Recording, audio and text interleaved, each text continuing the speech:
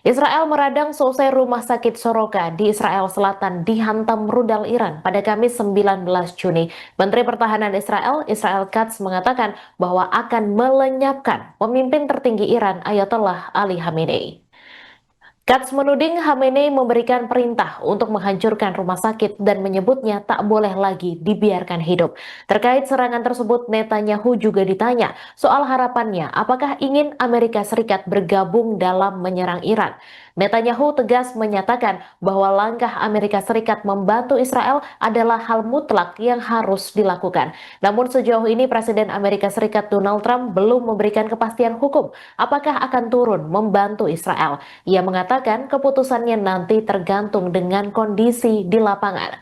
Diketahui bahwa sebuah rudal yang diluncurkan Iran menghantam rumah sakit utama Israel di bagian selatan pada Kamis 19 Juni dini hari. Serangan ini tidak hanya menyasar rumah sakit, tetapi juga menyerang gedung bertingkat tinggi dan sejumlah bangunan tempat tinggal.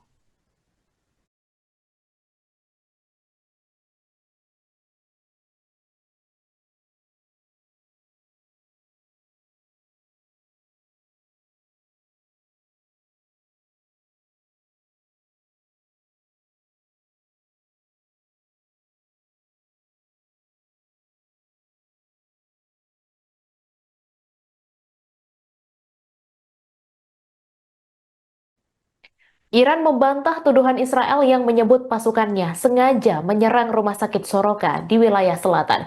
Menteri Luar Negeri Iran Abbas Araghchi mengatakan gelombang ledakan yang merusak rumah sakit Soroka berdekatan dengan target vital seperti markas komando dan lainnya. Fasilitas tersebut digunakan untuk merawat tentara Israel yang terlibat dalam genosida di Gaza. Diketahui puluhan rudal Iran menargetkan kota-kota di Israel Tengah pada Kamis 19 Juni pagi. Dalam serangan itu, otoritas Israel mengklaim bahwa lebih dari 270 warganya terluka. Sementara itu, Iran mengklaim bahwa rudal-rudal menargetkan markas besar tentara dan dinas intelijen Israel di dekat rumah sakit Soroka. Menteri Luar Negeri Iran Abbas Araghchi juga mengatakan bahwa Israel lah yang memulai pertumpahan darah ini.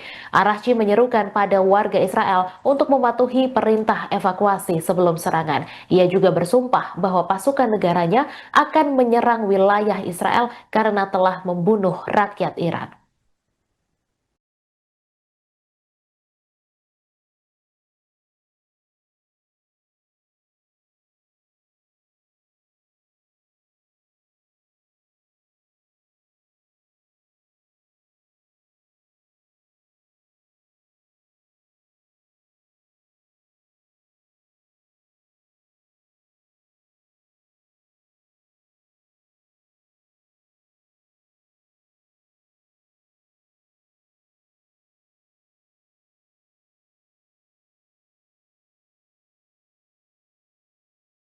Keluarga Siska Octavia mengaku sempat mencurigai SC, pelaku pembunuhan berantai di Padang Pariaman, sebagai dalang di balik hilangnya korban pada 12 Januari 2024 lalu.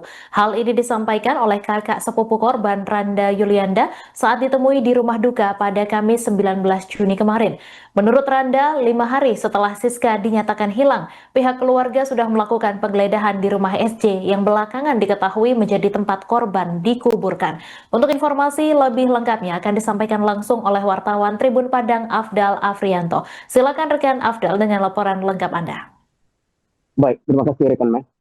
Bahwasanya keluarga korban saat kami mendatangi rumah duka Kamis kemarin, bahwa pihak keluarga menyebut bahwa dia sudah pernah mendatangi rumah pelaku SJ ini sendiri, yang diduga sebagai pelaku pembunuhan kepada Siska ini sendiri.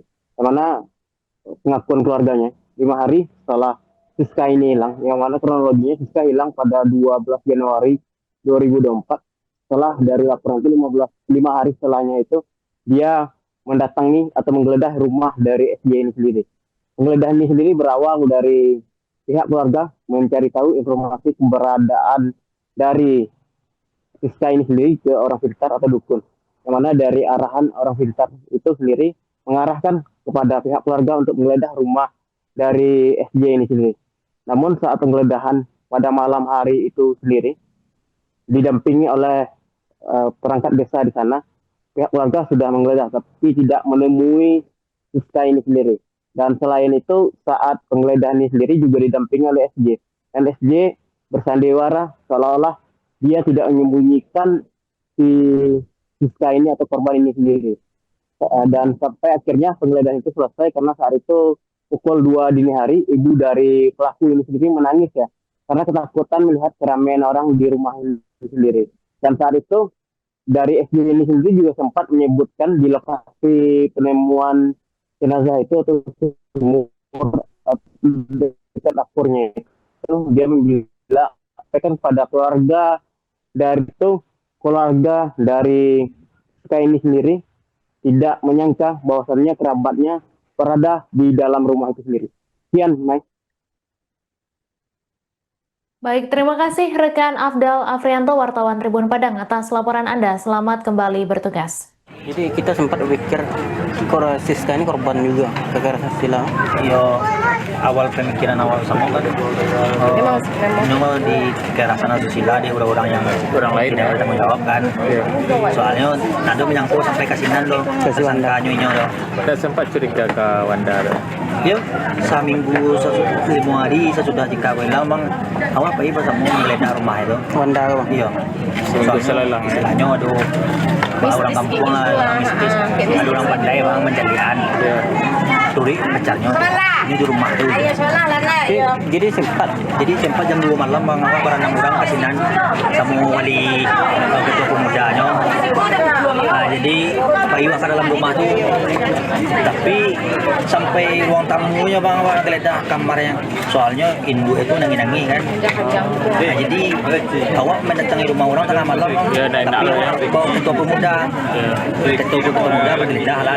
Si Wanda tuh awak jemput ke tempat aja nyomuan seolah-olah bang kesana ini orang capek lah bang pergi Jawa sama awak pergi aja biar awak geledah rumah itu aja.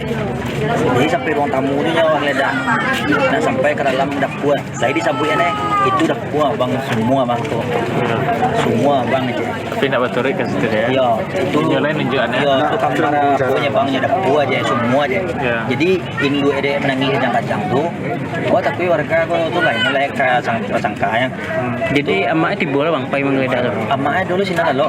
Jadi emak di Wanda. Iya, emak Wanda tuh dalam rumah bang. Jadi awak menggeledah bilik itu disuruh emaknya serang istirahat kan. Itu mungkin orang tua dong. Aku kedua emak itu nangis-nangis kan. Tuh disuruh celik ke kolong-kolong kasur kan. Atau lah awak lihat. Nah tuh nak dor kan disabuin nih. Kok kamar benda tuh semua bang aja. Semua tuh aja. Tapi nak dor disabuin apa dong. Oh, tuh anak menyangkunya dong. Download Tribun X sekarang, menghadirkan lokal menjadi Indonesia.